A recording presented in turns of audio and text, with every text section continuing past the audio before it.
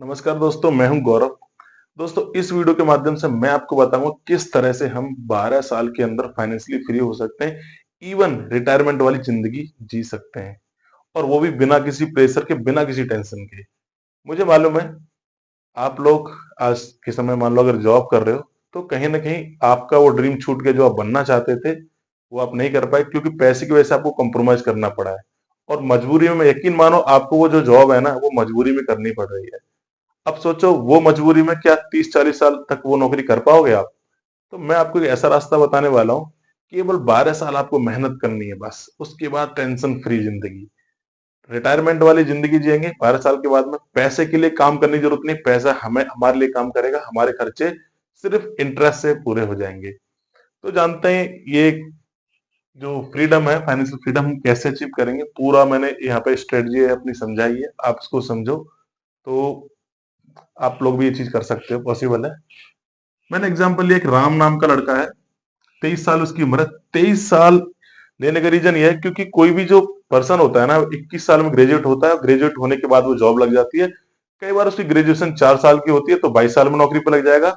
अगर ग्रेजुएशन उसकी 5 साल की है तो वो 5 साल के बाद भी, यानी कि 23 साल में वो जॉब पे लग जाएगा फाइनली। उसकी इनिशियल सैलरी जो है वो है 40,000 रुपए। मैं मानता हूँ 40,000 रुपए अगर आपकी सैलरी है तो कम से कम 30% आपको सेव करना चाहिए, और 70% आपको क्या करना है, खर्चा करना है। तो 40,000 में से 70% 28,000 रुपए आपको ये खर्चा करना है, बाकी के बच्चे 12,000 रुपए वो हम इन्वेस्ट करेंगे। किस तरह से, आगे देखते हैं। अब ये जो पर्सन है, 12 साल बाद ये कहाँ होगा देखते हैं। आफ्टर 12 ईयर्स, 35 साल इसकी एज हो जाएगी। अगर इसकी सैलरी 40,000 रुपए है, हर साल 10% से इसकी सैलरी इंक्रीज करेगी, तो 12 साल के बाद 1,25,000 हो जाएगी। देखो, 1,25,000 रुपए, 10% सालाना बढ़ रही है। इसके जो खर्चे हैं, 28,000 खर्चे हैं आज। अगर 12 साल बाद देखोगे तो 7% तो महंगाई बढ़ ही रही है ना। तो 28,000 जो खर्चे थे वो 12 साल के बाद हो जाएंगे 63,000 रुपए। तो वो खर्चे 12 साल बाद 63,000 रुपए हर महीने चाहिए ही चाहिए पैसा। और क्या बदलेगा जिंदगी में?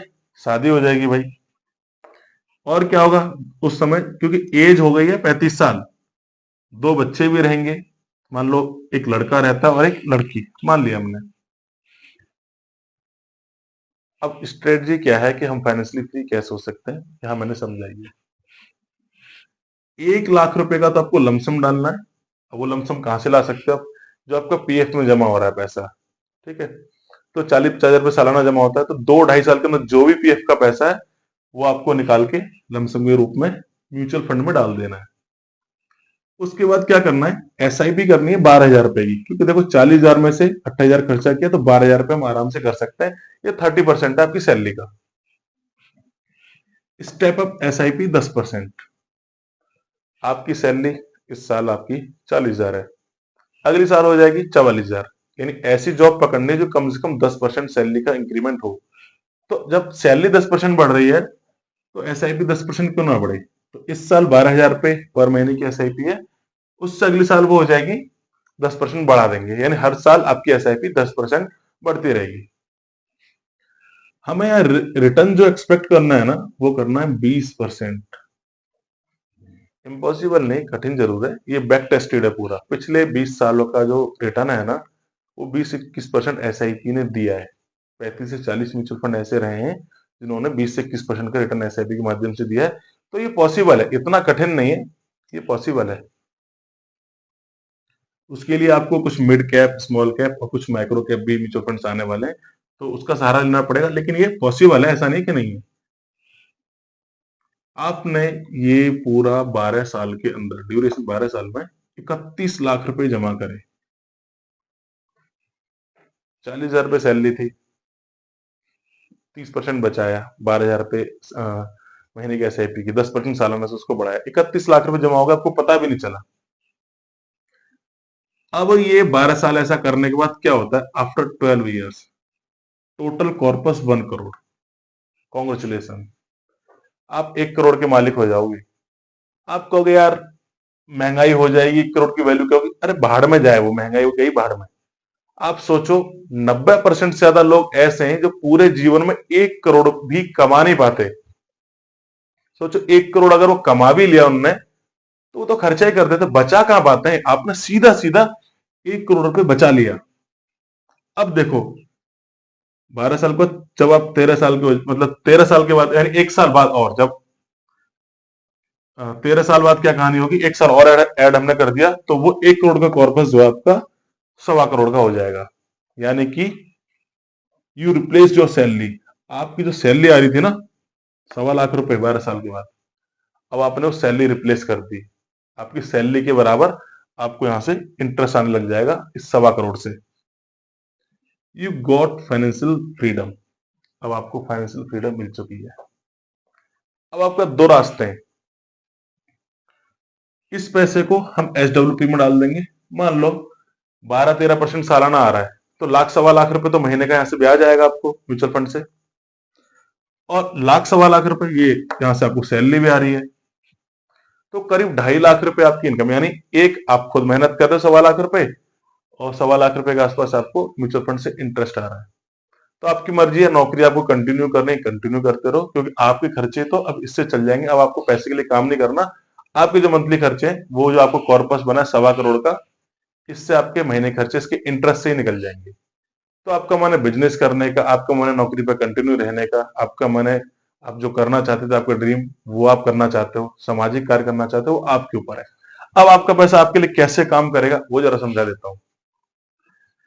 Systematic withdrawal plan, mutual fund में एसडब्ल्यूपी मोड पे आप अपने पैसों को लगा दोगे 1.25 करोड़ रुपए को। अब क्या होगा, क्योंकि 28,000 आपके खर्चे आज है, इस लड़के के 23 साल की उम्र, 28,000 खर्चे हैं, तो 13 साल के बाद में वो हो जाएंगे 67,000, क्योंकि 7% सालाना महंगाई बढ़ रही है। हम लोग क्या करेंगे, जो विड्रॉल होगा ना, यानी इस साल हमने हर महीने 67,000, 67,000 का विड्रॉल लिया है, तो महंगाई के हिसाब से हर साल हम 6% बढ़ाएंगे, क्योंकि जैसे जैसे कंट्री डेवलप होती है ना, महंगाई भी थोड़ी कम हो जाती है। तो मैंने क्या करा, पहले हमने महंगाई 7% ली थी, अब हम यहाँ पे 6% ले रहे हैं।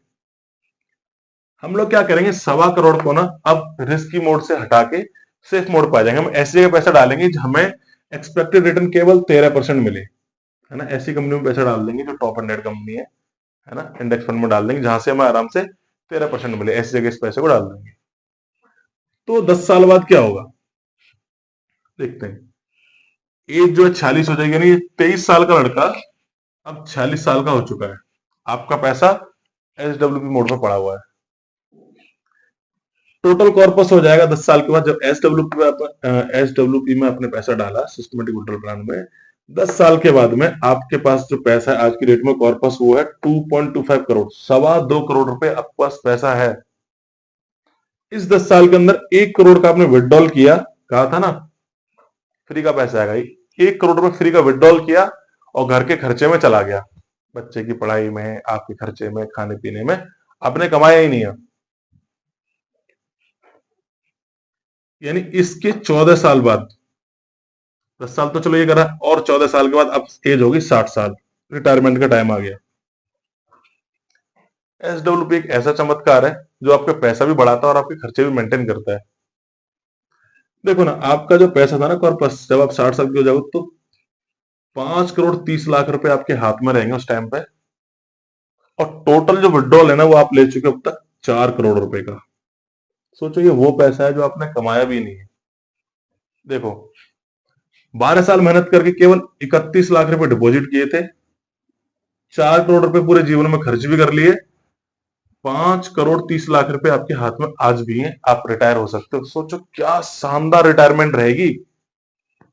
5,30,00,000 आपके हाथ में है, 30-31 लाख डिपॉजिट किए थे। क्या शानदार आपकी बच्चे की हायर एजुकेशन रहेगी, करोड़ों रुपए हैं आपके पास में। क्या शानदार आपकी बच्चे की, क्योंकि लड़की है ना, डॉटर की शादी सोचो क्या शानदार रहेगी, जमा ही नहीं करना पड़ा, एसडब्ल्यूपी में पैसा पड़ा आपके पास में।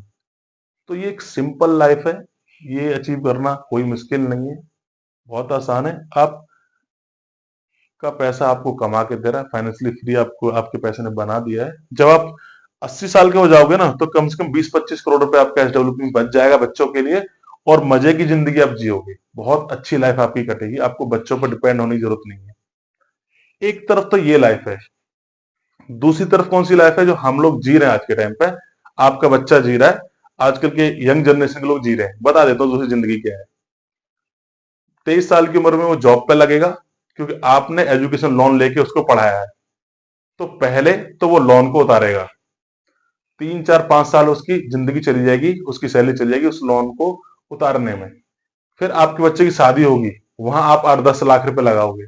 आपका बच्चा 3 4 साल तक उस जो शादी के लिए लोन लिया उसको उतारेगा। फिर उसके बच्चे होंगे दो, जैसे इस राम के हुए दो, लड़का लड़की।